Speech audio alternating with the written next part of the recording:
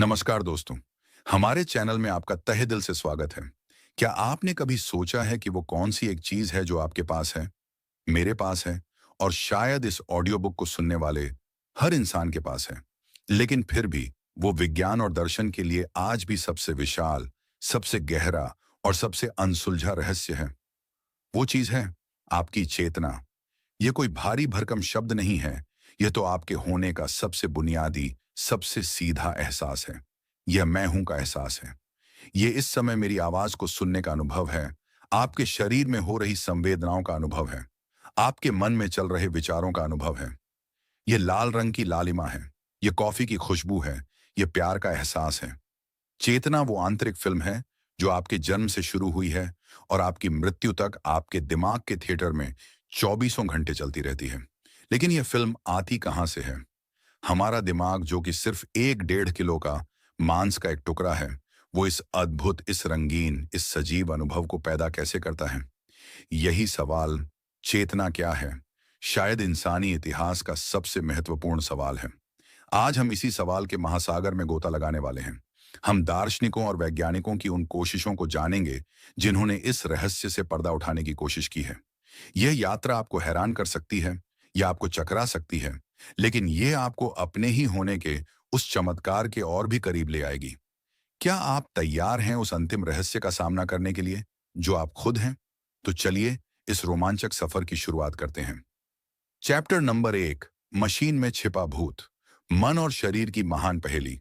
अपनी इस रहस्यमयी यात्रा की शुरुआत करने के लिए हमें सबसे पहले उस महान पहेली को समझना होगा जो इस पूरे विषय के केंद्र में है। और वो पहेली है मन शरीर समस्या। ये समस्या हमारे और आपके रोजमर्रा के अनुभव से ही पैदा होती है। सोचिए, आपका मन और आपका शरीर, ये दोनों कितने अलग अलग लगते हैं, है ना? आपका मन यानी आपके विचार, आपकी भावनाएं, आपकी यादें, ये सब कुछ अदृश्य, अमूर्त और पूरी तरह से निजी है। आपके विचारों का कोई वजन नहीं होता, कोई आकार नहीं होता। आप उन्हें किसी एक्सरे में नहीं देख सकते। और दूसरी तरफ है आपका शरीर, आपका दिमाग, जो एक भौतिक वस्तु है। वो कोशिकाओं, न्यूरॉन्स और रसायनों से बना है। उसे मापा जा सकता है, उसे देखा जा सकता है। तो सवाल ये है कि ये दो बिल्कुल अलग-अलग दुनियाएं, एक अदृश्य मन की दुनिया और एक दृश्य शरीर की दुनिया, एक दूसरे से जुड़ती कैसे हैं? ये कोई छोटा-मोटा सवाल नहीं है। ये हमारे हर एक पल का जादू है। जब आप अपने मन में सोचते हैं कि आपको अपना हाथ उठाना है, तो आपका भौतिक हाथ उठ जाता है। एक गैर भौतिक विचार ने एक भौतिक वस्तु को कैसे हिला दिया? जब आपके पैर में कांटा चुभता है, जो कि एक भौतिक घटना है, तो आपको दर्द का एहसास होता है, जो कि एक मानसिक घटना है। शरीर की एक घटना मन के अनुभव को कैसे जन्म देती है? मन और शरीर के बीच यह पुल आखिर बना किस चीज का है? इस महान पहेली ने दार्शनिकों को हजारों सालों से परेशान कर रखा है और उन्होंने इसे सुलझाने के लिए मुख्य रूप से दो मुख्य रास्ते सुझाए हैं। पहला रास्ता है द्वैतवाद। यह एक बहुत ही स्वाभाविक और सहज लगने वाला विचार है। यह कहता है कि मन और शरीर सच में दो बिल्कुल अलग-अलग तरह की चीजें हैं। हमारा शरीर एक जटिल मशीन की तरह है, एक जैविक रोबोट, और हमारा मन, हमारी आत्मा या हमारी चेतना उस मशीन के अंदर बैठे एक अदृश्य ड्राइवर या एक भूत की तरह है। इस विचार के सबसे महान प्रस्तावक थे 17वीं सदी के महान फ्रांसीसी दार्शनिक रेने देकार्त। उन्होंने तर्क दिया कि मैं अपने शरीर के अस्तित्व पर तो शक कर सकता हूं, लेकिन मैं इस बात पर शक नहीं कर सकता कि मैं सोच रहा हूं, कि मैं एक सोचने वाली चीज हूं। और चूंकि मैं एक के अस्तित्व पर शक कर सकता हूं और दूसरे पर नहीं, इसीलिए वे दोनों अलग अलग होने चाहिए। यह मशीन में छिपा भूत वाला विचार हमें बहुत आकर्षक लगता है। यह हमारी कई धार्मिक और आध्यात्मिक मान्यताओं से भी मेल खाता है, जैसे कि आत्मा की अमरता। अगर आत्मा शरीर से अलग है, तो शरीर के मरने के बाद भी उसका अस्तित्व बना रह सकता है। लेकिन इस सुंदर विचार के साथ एक बहुत विशाल, एक लगभग जानलेवा समस्या है, इंटरेक्शन की समस्या। अगर मन गैर भौतिक है, तो वो इस भौतिक दुनिया पर असर कैसे डाल सकता है? एक भूत जिसके पास कोई हाथ पैर नहीं है, वो एक मशीन का गियर कैसे बदल सकता है? यह भौतिकी के उन सभी नियमों का उल्लंघन करता हुआ दिखता है जिन्हें हम जानते हैं। ये एक ऐसी दीवार है जिससे द्वैतवाद आज तक टकराता रहा है, और इसी के कारण ज्यादातर आधुनिक दार्शनिकों और वैज्ञानिकों ने इस रास्ते को छोड़ दिया है। तो फिर दूसरा रास्ता क्या है?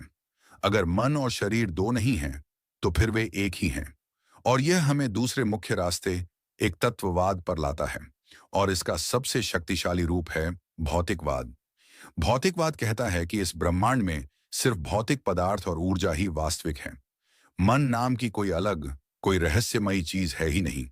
जिसे हम मन कहते हैं, वो बस हमारे दिमाग की ही एक जटिल प्रक्रिया का नाम है। हमारे विचार हमारे न्यूरॉन्स की फायरिंग ही है। हमारी खुशी हमारे दिमाग में डोपामाइन का बहना ही है। इस नजरिए से मन शरीर की कोई समस्या है ही नहीं, क्योंकि यहां सिर्फ शरीर ही है। लेकिन क्या यह जवाब सच में संतोषजनक है? अगर हम सिर्फ एक जटिल जैविक कंप्यूटर हैं, तो फिर हमें महसूस क्यों होता है? यह कंप्यूटर अंधेरे में ही अपना सारा काम क्यों नहीं कर लेता? चेतना का यह अनुभव कहां से आता है? चैप्टर नंबर 2, लाल रंग का एहसास, चेतना की कठिन समस्या। भौतिकवाद का यह विचार कि मन ही दिमाग है, बहुत ही शक्तिशाली और वैज्ञानिक लगता है। यह हमें एक ऐसी दुनिया का वादा करता है जिसे हम पूरी तरह से समझ सकते हैं, माप सकते हैं और जिसकी हम भविष्यवाणी कर सकते हैं। विज्ञान धीरे धीरे हमें यह बता रहा है कि हमारा दिमाग कैसे काम करता है, हमारी यादें कैसे बनती हैं और हमारी भावनाएं किन रसायनों से जुड़ी हैं। इन्हें दार्शनिक डेविड चामर्स चेतना की आसान समस्याएं कहते हैं। वे आसान इसलिए नहीं हैं कि उन्हें सुलझाना आसान है, बल्कि इसलिए हैं कि हम जानते हैं कि उन्हें सुलझाने का रास्ता क्या है। और वो रास्ता है और ज्यादा बेहतर न्यूरोसाइंस। लेकिन चामर्स कहते हैं कि इन सभी आसान समस्याओं के परे एक और बहुत ही अलग और बहुत ही कठिन समस्या है। और यही वो समस्या है जो चेतना को विज्ञान और दर्शन का सबसे विशाल रहस्य बनाती है। वो कठिन समस्या ये है, ये सारी दिमागी प्रक्रियाएं, ये सारी न्यूरॉन्स की फायरिंग हमें अनुभव या एहसास क्यों कराती हैं? ये सब कुछ अंधेरे में बिना किसी आंतरिक फिल्म के क्यों नहीं हो जाता? चलिए इसे एक सरल उदाहरण से समझते हैं। जब आप एक लाल गुलाब देखते हैं, तो विज्ञान आपको पूरी प्रक्रिया बता सकता है। वो बता सकता है कि प्रकाश की एक खास वेवलेंथ आपकी आंखों के रेटिना से टकराती है। वहां से एक विद्युत सिग्नल पैदा होता है। वो सिग्नल आपकी ऑप्टिक नर्व से होता हुआ आपके दिमाग के विजुअल कॉर्टेक्स में जाता है और वहां उसकी प्रोसेसिंग होती है। यह सब जानकारी की प्रोसेसिंग है। एक कंप्यूटर भी यह कर सकता है। लेकिन विज्ञान यह नहीं समझा पाता कि इस पूरी भौतिक और रासायनिक प्रक्रिया के साथ लाल रंग को देखने का वो निजी, वो व्यक्तिपरक एहसास कहां से आता है। वो लालिमा का जो अनुभव है, वो किसी न्यूरॉन में तो नहीं होता। वो कहाँ है? इसी व्यक्तिपरक गुणात्मक अनुभव को, यानी किसी भी चीज को महसूस करने का एहसास कैसा होता है, उसे दार्शनिक क्वालिया कहते हैं। क्वालिया ही चेतना का दिल है। ये कॉफी का स्वाद है, ये बारिश की आवाज है, ये माँ के हाथ का स्पर्श है। ये वो पहली पर्सन की आपकी अपनी निजी फिल्म है जिसे आपके अलावा कोई और नहीं देख सकता। आप मेरे दिमाग को स्कैन करके यह तो पता लगा सकते हैं कि मैं क्या देख रहा हूं, लेकिन आप यह कभी नहीं जान सकते कि मेरे लिए उस चीज को देखने का एहसास कैसा है। इस कठिन समस्या की गहराई को समझाने के लिए दार्शनिकों ने कुछ बहुत ही प्रसिद्ध विचार प्रयोग बनाए हैं। इनमें से एक है मैरी का कमरा। कल्पना कीजिए मैरी नाम की एक बहुत ही जीनियस न्यूरोसाइंटिस्ट की। मैरी ने अपनी पूरी जिंदगी एक काले और सफेद कमरे में बिताई है। उसने दुनिया को सिर्फ एक काले और सफेद मॉनिटर पर ही देखा है। लेकिन उसने रंगों के विज्ञान के बारे में सब कुछ, जी हाँ, हर एक भौतिक तथ्य अध्ययन कर लिया है। वो जानती है कि लाल रंग क्या होता है, उसकी वेवलेंथ क्या है, वो दिमाग के कौन से हिस्से को सक्रिय करता है, सब कुछ। अब एक दिन मैरी को उस कमरे से बाहर निकाला जाता है और उसे पहली बार एक लाल गुलाब दिखाया जाता है। सवाल यह है, क्या मैरी कुछ नया सीखती है? हमारा दिल, हमारा अंतर्ज्ञान चिल्लाकर कहता है, हाँ, बिल्कुल सीखती है। वो पहली बार यह सीखती है कि लाल रंग को देखने का एहसास कैसा होता है। वो लालिमा का क्वालिया अनुभव करती है। लेकिन यह एक बहुत विशाल और बहुत ही खतरनाक निष्कर्ष है। क्यों? क्योंकि अगर मैरी कुछ नया सीखती है, तो इसका मतलब है कि कमरे के अंदर उसकी जो पूरी भौतिक जानकारी थी, वो असल में अधूरी थी। इसका मतलब है कि दुनिया में भौतिक तथ्यों के अलावा भी कुछ और है, यानी यह क्वालिया, यह व्यक्तिपरक एहसास। और यह निष्कर्ष भौतिकवाद के उस मूल दावे पर कि सब कुछ भौतिक है, एक बहुत विशाल और बहुत ही शक्तिशाली हमला है। तो हम इस पहेली को कैसे सुलझाएं? कुछ भौतिकवादी दार्शनिक कहते हैं कि हमारा यह अंतर्ज्ञान ही एक भ्रम है। मैरी कुछ भी नया नहीं सीखती, वो तो बस उसी पुरानी जानकारी को एक नए तरीके से अनुभव करना सीखती है। कुछ और कहते हैं कि चेतना या क्वालिया दिमाग की एक उभरती हुई संपत्ति है, ठीक वैसे ही जैसे गीलापन पानी के एक अणु का गुण नहीं है, बल्कि बहुत सारे अणुओं के एक साथ आने से पैदा होता है। लेकिन यह जवाब भी यह नहीं समझाता कि यह उभरता कैसे है। कठिन समस्या आज भी उतनी ही कठिन बनी हुई है। यह वो दीवार है जिससे टकराकर हमारी वैज्ञानिक समझ फिलहाल रुकी हुई है। लेकिन क्या कोई और रास्ता हो सकता है? क्या चेतना को एक मशीन या एक जीव के रूप में देखने की बजाय उसे एक बिल्कुल ही अलग चीज के रूप में देखा जा सकता है? चैप्टर नंबर 3, क्या चेतना एक भ्रम है? डेनियल डेनेट का साहसिक विचार। अब तक हमने देखा कि चेतना की कठिन समस्या यानी क्वालिया का रहस्य भौतिकवाद के लिए एक बहुत विशाल चुनौती है। तो इस चुनौती का सामना कैसे किया जाए? एक रास्ता है यह मानना कि भौतिकवाद गलत है और हमें द्वैतवाद या किसी और गैर भौतिक सिद्धांत की ओर लौटना होगा। लेकिन कुछ बहुत ही साहसी और बहुत ही कट्टर भौतिकवादी दार्शनिक एक और बहुत ही अलग और बहुत ही चौंकाने वाला रास्ता अपनाते हैं। और इस रास्ते के सबसे महान और सबसे मुखर प्रस्तावक हैं अमेरिकी दार्शनिक डैनियल डेनेट। डेनेट का समाधान बहुत ही सरल और बहुत ही विध्वंसक है। वे कहते हैं, चेतना की कोई कठिन समस्या है ही नहीं, क्योंकि जिसे हम क्वालिया या व्यक्तिपरक अनुभव कहते हैं, वो चीज असल में मौजूद ही नहीं है। वो सिर्फ एक बहुत ही विशाल और बहुत ही जिद्दी भ्रम है। ये एक ऐसा बयान है जो हमारे सबसे गहरे, सबसे बुनियादी अनुभव को ही चुनौती देता है। क्या मतलब है कि मेरा दर्द वास्तविक नहीं है? क्या मतलब है कि लाल रंग का मेरा यह अनुभव सिर्फ एक भ्रम है? यह तो पागलपन लगता है। लेकिन डेनेट का तर्क बहुत ही सूक्ष्म और बहुत ही चतुर है। वे यह नहीं कह रहे हैं कि आपको दर्द नहीं होता। वे यह कह रहे हैं कि आपका यह जो विश्वास है कि आपका दर्द एक रहस्यमयी, गैर भौतिक और अकथनीय गुण है, वो विश्वास एक गलती है, एक दार्शनिक भ्रम है। डेनेट का दृष्टिकोण, जिसे वे हेट्रोफेनोमेनोलॉजी कहते हैं, यह है कि जब हम चेतना का अध्ययन करते हैं तो हमारे पास सिर्फ एक ही तरह का डेटा होता है, और वो है लोगों की रिपोर्ट्स कि वे क्या अनुभव कर रहे हैं। हम किसी के क्वालिया को सीधे नहीं देख सकते। हम सिर्फ यह देख सकते हैं कि वो अपने अनुभव के बारे में क्या कहता है। और डेनेट कहते हैं कि हमें इन रिपोर्टों को गंभीरता से लेना चाहिए, लेकिन हमें उन्हें शब्दशः सत्य नहीं मान लेना चाहिए। हमें उन्हें एक कहानी की तरह देखना चाहिए जो एक व्यक्ति का दिमाग अपने ही बारे में खुद को सुना रहा है। डेनेट का तर्क है कि हमारा दिमाग एक बहुत ही शक्तिशाली कहानी सुनाने वाली मशीन है। ये लगातार हमारी इंद्रियों से आने वाले बिखरे हुए डेटा को लेता है और उसे एक सुसंगत, एक निरंतर और एक एकीकृत कहानी में पिरोता रहता है। और उसी कहानी को हम चेतना या स्व कहते हैं। ये कहानी एक उपयोगकर्ता भ्रम की तरह है, ठीक आपके कंप्यूटर के डेस्कटॉप पर दिखने वाले आइकन्स की तरह। वो फोल्डर का आइकन सच में कोई पीला सा फोल्डर नहीं है। वो तो बस कंप्यूटर के जटिल सर्किट और जीरोज और वंस को हमारे लिए एक सरल और उपयोगी तरीके से प्रस्तुत करने का एक तरीका है। उसी तरह डेनेट कहते हैं कि हमारी चेतना भी हमारे दिमाग की उन खरबों समानांतर और अराजक प्रक्रियाओं को हमारे लिए एक सरल, एक एकल और एक उपयोगी कहानी के रूप में प्रस्तुत करने का एक तरीका है। इस नजरिए से कठिन समस्या एक छद्म समस्या बन जाती है। हम पूछ रहे हैं, दिमाग चेतना को कैसे पैदा करता है? डेनेट कहते हैं कि यह गलत सवाल है। दिमाग चेतना को पैदा नहीं करता। दिमाग बस वो सारी गणनाएं और वो सारी प्रक्रियाएं करता है। और उन्हीं प्रक्रियाओं का एक साइड इफेक्ट है हमारा यह विश्वास कि हम सचेत हैं। ये एक बहुत ही प्रतिसहज और बहुत सारे लोगों के लिए बहुत ही असंतोषजनक विचार है। ये ऐसा लगता है मानो कोई जादूगर आपको अपनी ट्रिक दिखाने के बाद कह रहा हो, अरे कोई जादू था ही नहीं, ये तो सब हाथ की सफाई थी। हम ये मानना चाहते हैं कि हमारी चेतना वास्तविक है, वो इस ब्रह्मांड की सबसे रहस्यमयी और सबसे कीमती चीज है। डेनेट हमें कह रहे हैं कि यह कीमती तो है, लेकिन यह रहस्यमयी नहीं है। यह बस बहुत बहुत ज्यादा जटिल है। चाहे आप डेनेट से सहमत हों या न हों, उनका यह साहसिक विचार हमें एक बहुत ही महत्वपूर्ण सबक सिखाता है।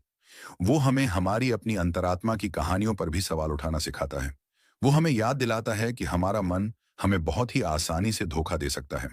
और वो हमें यह भी चुनौती देता है कि हम चेतना की उस रोमांटिक, उस रहस्यमयी छवि से कुछ परे देखें और उसे एक प्राकृतिक, एक जैविक घटना के रूप में समझने की कोशिश करें। लेकिन अगर चेतना सिर्फ एक भ्रम है, तो फिर उस भ्रम का अनुभव कौन कर रहा है? मैं कौन हूं?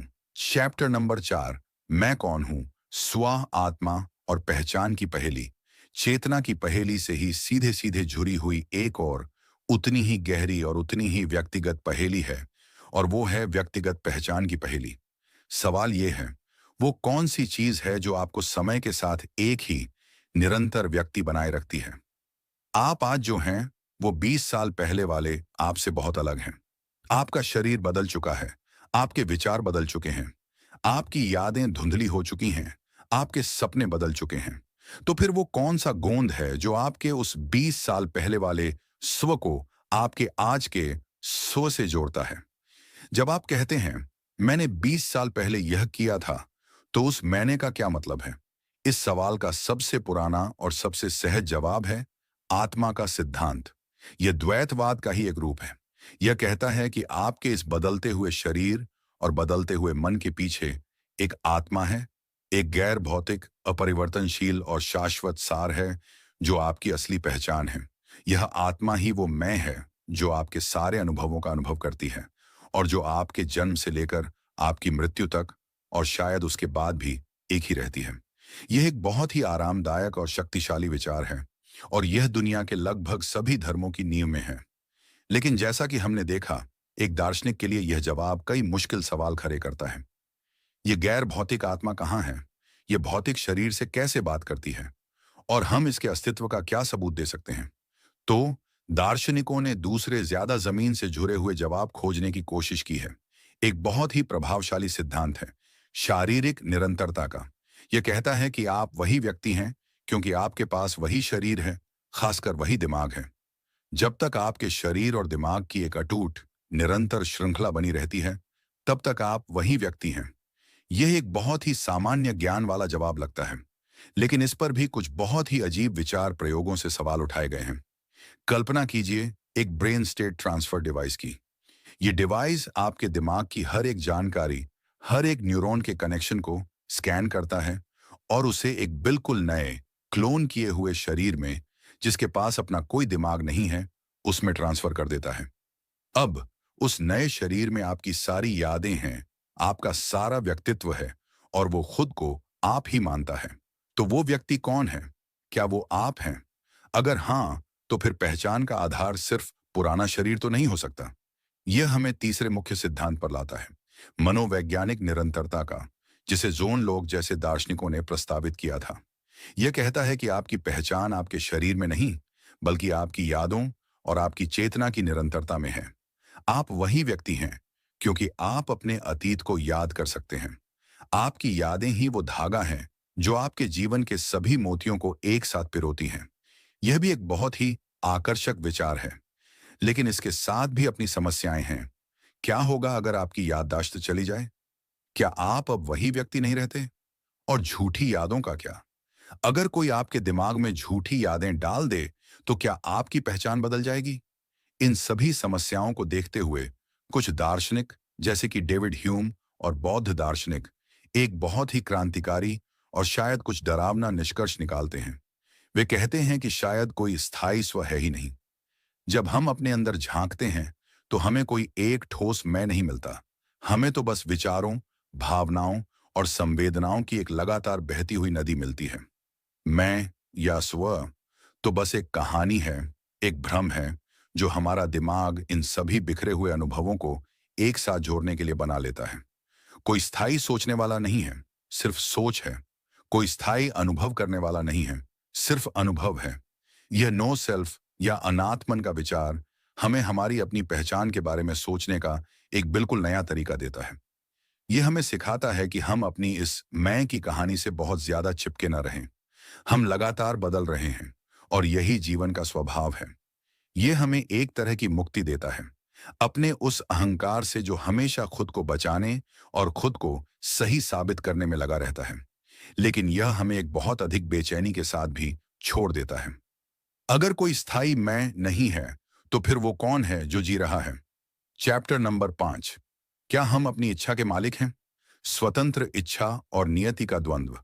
चेतना और स्व की इन गहराइयों में उतरने के बाद हम अब उस सवाल पर आते हैं जो हमारी नैतिकता और हमारी जिम्मेदारी की पूरी इमारत को या तो सहारा देता है या उसे गिरा देता है। और वो है स्वतंत्र इच्छा का सवाल। क्या हम अपने कर्मों को चुनने के लिए सच में आजाद हैं? हम सब यह महसूस करते हैं कि हम आजाद हैं। हमें लगता है कि हम अपने जीवन के कप्तान हैं। हम अपनी नाव को जिस दिशा में चाहें मोड़ सकते हैं। यही विश्वास हमें हमारे कर्मों के लिए जिम्मेदार बनाता है। और यही विश्वास हमारे पूरे कानूनी और सामाजिक ढांचे का आधार है। लेकिन क्या यह एहसास सच है या यह भी चेतना का एक और विशाल भ्रम है? नियतिवाद का शक्तिशाली विचार यह कहता है कि इस ब्रह्मांड में होने वाली हर एक घटना अपनी पिछली घटनाओं का एक अनिवार्य और अपरिहार्य परिणाम है। बिग बैंग के बाद से कारण और प्रभाव की एक अटूट श्रृंखला चली आ रही है, जो प्रकृति के नियमों द्वारा शासित है। और अगर हमारा दिमाग भी इसी भौतिक ब्रह्मांड का एक हिस्सा है, तो हमारे विचार, हमारी इच्छाएं और हमारे चुनाव भी उसी श्रृंखला का ही एक हिस्सा होने चाहिए। इसका मतलब है कि आपका हर फैसला, हर चुनाव पहले से ही तय था। आप कुछ और चुन ही नहीं सकते थे। ये एक बहुत ही परेशान करने वाला विचार है। अगर ये सच है, तो हमारी स्वतंत्रता सिर्फ एक छलावा है। और अगर स्वतंत्रता एक छलावा है, तो फिर जिम्मेदारी का क्या मतलब है? हम किसी की प्रशंसा या किसी की निंदा कैसे कर सकते हैं, अगर उनके कर्म पहले से ही तय थे? इस पहेली से निकलने के लिए दार्शनिकों ने कई अलग अलग रास्ते सुझाए हैं। कुछ कठोर नियतिवादी इस कठोर सच्चाई को स्वीकार कर लेते हैं और कहते हैं कि हाँ, स्वतंत्र इच्छा एक भ्रम है। कुछ स्वतंत्रतावादी कहते हैं कि नहीं, हमारी स्वतंत्रता का अनुभव इतना वास्तविक है कि नियतिवाद ही गलत होना चाहिए और इंसानी चेतना किसी तरह से भौतिकी के नियमों से ऊपर है। लेकिन एक तीसरा और बहुत ही चतुर रास्ता है संगततावाद का। संगततावादी कहते हैं कि शायद हम स्वतंत्रता शब्द का मतलब ही गलत समझ रहे हैं। वे कहते हैं कि स्वतंत्र होने का मतलब यह नहीं है कि आपके कर्मों का कोई कारण नहीं है। स्वतंत्र होने का मतलब है कि आप अपनी आंतरिक इच्छाओं और मूल्यों के अनुसार काम कर पा रहे हैं, बिना किसी बाहरी जोर जबरदस्ती के। अगर आप अपनी मर्जी से कोई काम कर रहे हैं, तो आप स्वतंत्र हैं, भले ही आपकी वो मर्जी खुद ही क्यों ना आपके अतीत से निर्धारित हुई हो। यह बहस आज भी जारी है, लेकिन चेतना का दर्शन हमें यह दिखाता है कि हमारी यह जो स्वतंत्र होने की भावना है, वो उतनी सीधी सादी नहीं है जितनी लगती है। यह हमें अपने चुनावों और अपनी जिम्मेदारियों के बारे में और भी गहराई से सोचने पर मजबूर करती है। लेकिन हमारी यह चेतना सिर्फ हमारी अपनी खोपड़ी के अंदर ही तो नहीं रहती। वो तो दूसरी चेतनाओं से भी मिलती है, उनसे बात करती है। पर हमें यह कैसे पता है कि वो दूसरी चेतनाएं हैं भी? Chapter number 6। क्या आप सच में मुझे सुन रहे हैं? दूसरे मनों की पहेली। अब हम अपनी इस आत्म खोज की यात्रा में एक बहुत ही अजीब लेकिन बहुत ही महत्वपूर्ण घुमाव पर आते हैं। अब तक हम अपने ही मन की, अपनी ही चेतना की गहराइयों की पड़ताल कर रहे थे। लेकिन हम इस दुनिया में अकेले तो हैं नहीं। हम दूसरे लोगों से, दूसरे मनों से घिरे हुए हैं। हम यह मानकर चलते हैं कि हमारे दोस्त, हमारे परिवार वाले और यहां तक कि वो अजनबी भी जिनसे हम सड़क पर मिलते हैं, उन सब के अंदर भी हमारी ही तरह एक आंतरिक, एक निजी, एक सचेत दुनिया है। लेकिन, और यह एक बहुत ही विशाल लेकिन है, हमें यह पता कैसे है? इस समस्या को दूसरे मनों की समस्या कहा जाता है। आप अपनी जिंदगी में सिर्फ एक ही मन का सीधा, प्रत्यक्ष अनुभव कर सकते हैं, और वो है आपका अपना। आप अपनी खुशी को, अपने दुख को, अपने विचारों को सीधे महसूस कर सकते हैं। लेकिन आप किसी और के मन के अंदर कभी नहीं झांक सकते। आप सिर्फ उनके शरीर को देख सकते हैं, उनके व्यवहार को देख सकते हैं। आप उनकी मुस्कुराहट देखते हैं और आप अनुमान लगा लेते हैं कि वे खुश हैं। क्यों? क्योंकि जब आप खुश होते हैं, तो आप मुस्कुराते हैं। लेकिन क्या यह एक बहुत ही मजबूत तर्क है? क्या यह संभव नहीं है कि बाकी सारे लोग जो आपको दिखते हैं, वे असल में सिर्फ बहुत ही जटिल, भावनाहीन दार्शनिक ज़ोंबी हों? एक दार्शनिक ज़ोंबी एक ऐसा प्राणी है जो बाहर से बिल्कुल एक सामान्य इंसान की तरह दिखता है, बात करता है, हंसता है, रोता है, लेकिन उसके अंदर कोई भी अनुभव, कोई भी चेतना नहीं होती। अंदर से वो पूरी तरह से खाली, पूरी तरह से अंधेरा होता है। जब आप उसे चिकोटी काटते हैं तो वो आह कहता है, लेकिन उसे दर्द का एहसास नहीं होता। अब हम सच में यह नहीं मानते कि हमारे आस-पास के लोग ज़ोंबी हैं, लेकिन यह विचार प्रयोग हमें यह दिखाता है कि दूसरों के मन के बारे में हमारा ज्ञान कितना अप्रत्यक्ष और कितना विश्वास पर आधारित है। हम कभी भी वैज्ञानिक रूप से यह साबित नहीं कर सकते कि आपके अलावा कोई और भी इस दुनिया में सचेत है। यह हमें सहानुभूति के महत्व की याद दिलाता है। चूंकि हम दूसरों के मन को अध्ययन नहीं कर सकते, इसलिए हमें एक दूसरे को समझने के लिए बहुत मेहनत करनी होती है। हमें उनकी भाषा को, उनके शरीर के हाव भाव को और उनकी चुप्पी को भी ध्यान से सुनना और समझना होता है। यह हमें दिखाता है कि एक दूसरे से जुड़ना एक कितना नाजुक और कितना कीमती मानवीय कार्य है। लेकिन क्या यह चेतना का यह क्लब सिर्फ इंसानों के लिए ही है? Chapter number 7। क्या जानवर भी महसूस करते हैं? पशु चेतना का नैतिक सवाल। हमारी इस खोज में कि चेतना क्या है, हम अब इंसानों की दुनिया से बाहर निकलकर इस ग्रह के दूसरे निवासियों यानी जानवरों की ओर देखते हैं। क्या जानवरों में भी चेतना होती है? क्या वे भी हमारी तरह सुख दुख, खुशी और डर महसूस करते हैं?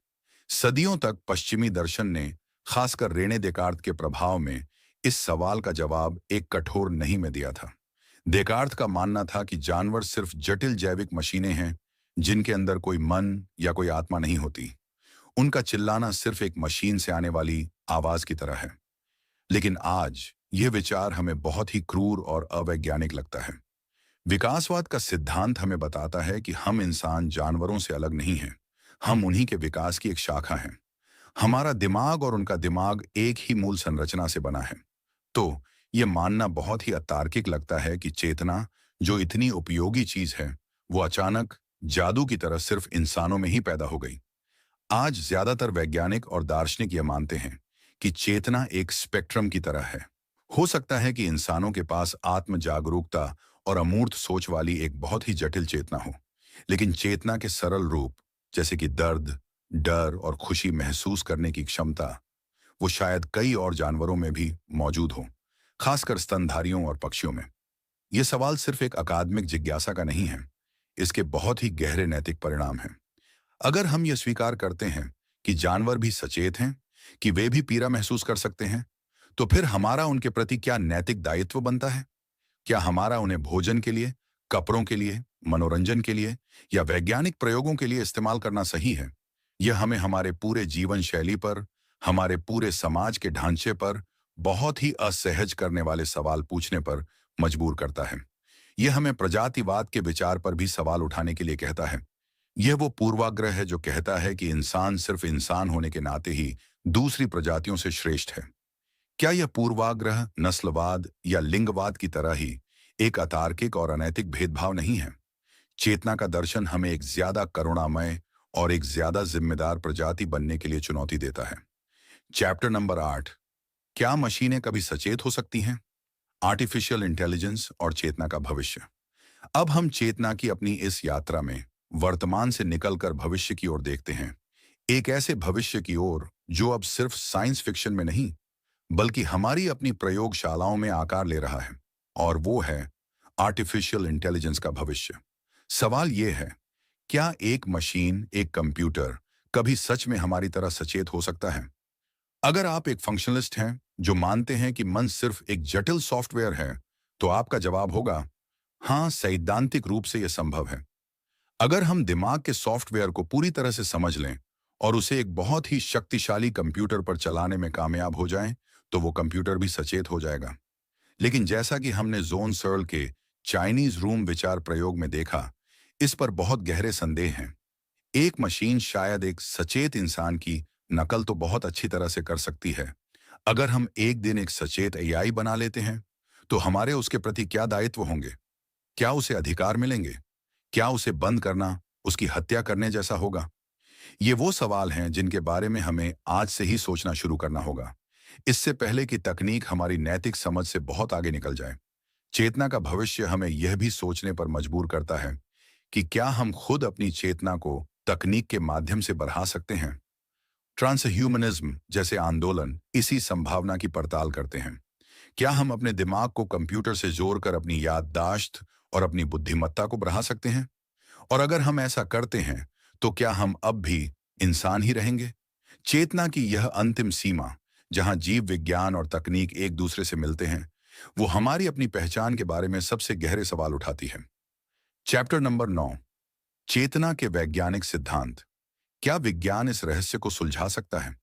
अब जब हमने चेतना से जुड़ी दार्शनिक पहेलियों की गहराई को देख लिया है, तो चलिए एक नजर उन वैज्ञानिक कोशिशों पर भी डालते हैं जो इस रहस्य से पर्दा उठाने में लगी हुई हैं।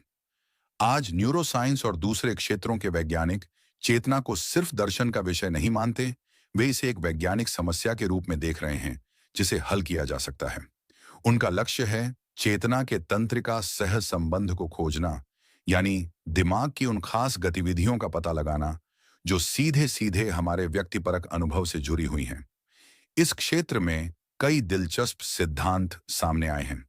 एक है एकीकृत सूचना सिद्धांत, जिसे जूलियो टोनोनी ने प्रस्तावित किया है। यह सिद्धांत कहता है कि चेतना और कुछ नहीं, बल्कि एकीकृत सूचना ही है। कोई भी सिस्टम उस हद तक सचेत होता है जिस हद तक वो जानकारी को एकीकृत कर सकता है। यह सिद्धांत चेतना को एक गणितीय मान भी देता है। एक है जिसे फाई कहते हैं। इस सिद्धांत का एक बहुत ही दिलचस्प निष्कर्ष यह है कि चेतना सिर्फ एक हाँ या ना वाली चीज नहीं है, ये एक स्पेक्ट्रम है, और सैद्धांतिक रूप से एक थर्मोस्टेट जैसी सरल चीज में भी कुछ बहुत ही कुछ चेतना हो सकती है। एक और प्रमुख सिद्धांत है ग्लोबल वर्कस्पेस थ्योरी। यह सिद्धांत हमारे दिमाग की तुलना एक थिएटर से करता है। हमारे दिमाग में पर्दे के पीछे अनगिनत अचेतन प्रक्रियाएं एक साथ चल रही होती हैं। चेतना उस थिएटर के मंच पर जल रही एक स्पॉटलाइट की तरह है। जो भी जानकारी उस स्पॉटलाइट में आती है, वो पूरे दिमाग के लिए प्रसारित हो जाती है, और वही हमारा सचेत अनुभव बन जाती है। यह सिद्धांत हमें यह समझाने में मदद करते हैं कि दिमाग चेतना के कार्यों को कैसे करता है, लेकिन वे अब भी उस कठिन समस्या का जवाब नहीं देते कि यह सब अनुभव जैसा क्यों लगता है। विज्ञान शायद हमें चेतना के सहसंबंध तो बता सकता है, लेकिन क्या वो कभी हमें चेतना के सार तक ले जा पाएगा? यह एक खुला हुआ सवाल है जो विज्ञान और दर्शन के बीच की सीमा पर स्थित है। चैप्टर नंबर 10, अंतिम रहस्य, चेतना और हमारा स्थान ब्रह्मांड में। हम अपनी इस अविश्वसनीय और अक्सर सिर घुमा देने वाली यात्रा के अंत पर आ गए हैं। हमने चेतना के उस रहस्यमय महासागर में बहुत गहराई तक गोता लगाया है। तो अंत में हम क्या कह सकते हैं? चेतना क्या है? शायद सबसे ईमानदार जवाब यह है, हम अभी तक निश्चित रूप से नहीं जानते।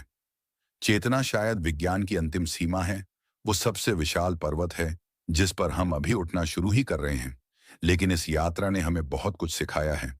इसने हमें विनम्रता सिखाई है।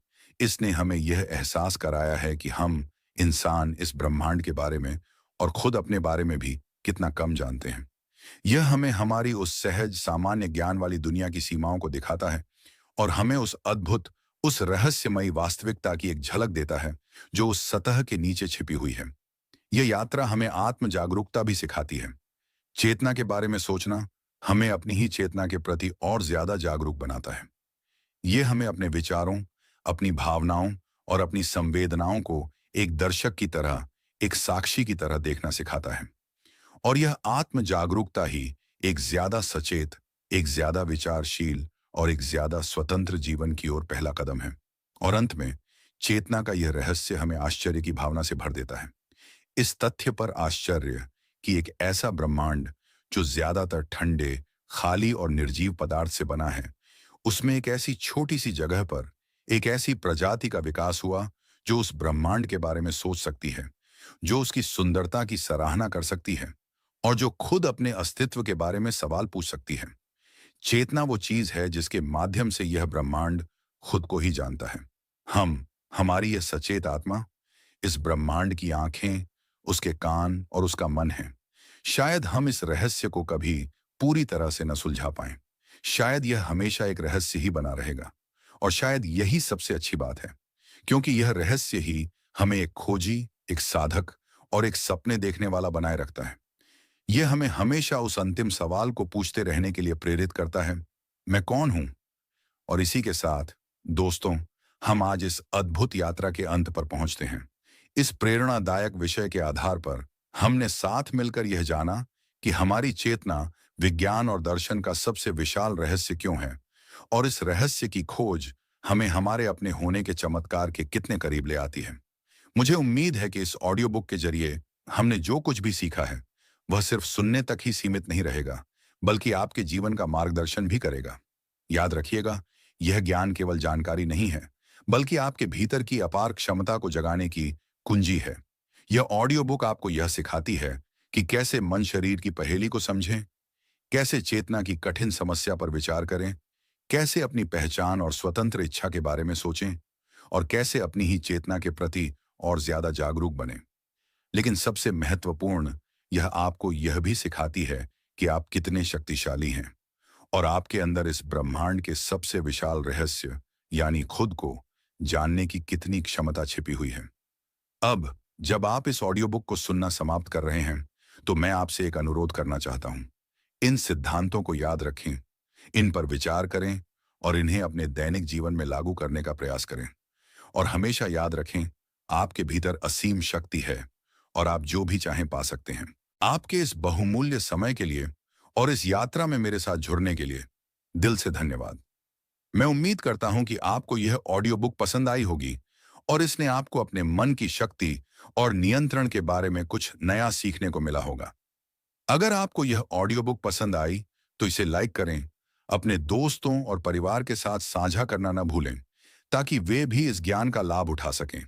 और हाँ, हमारे चैनल को सब्सक्राइब करना बिल्कुल न भूलें, ताकि आपको ऐसी ही और प्रेरणादायक और ज्ञानवर्धक ऑडियो बुक्स मिलती रहें। और हाँ, अपनी प्रतिक्रिया हमें कमेंट में जरूर बताएं। आपके विचार और सुझाव हमारे लिए बहुत ही ज्यादा महत्वपूर्ण हैं और हमें भविष्य में और भी बेहतर ऑडियो बुक्स बनाने में मदद करेंगे। तो कृपया कमेंट सेक्शन में अपनी राय जरूर दें। हम जल्द ही एक और नई ऑडियो बुक के साथ वापस आएंगे। तब तक के लिए अपना ख्याल रखिए, सीखते रहिए और हमेशा अपने लक्ष्यों की ओर आगे बढ़ते रहिए। याद रखें, आपके सपने सच हो सकते हैं।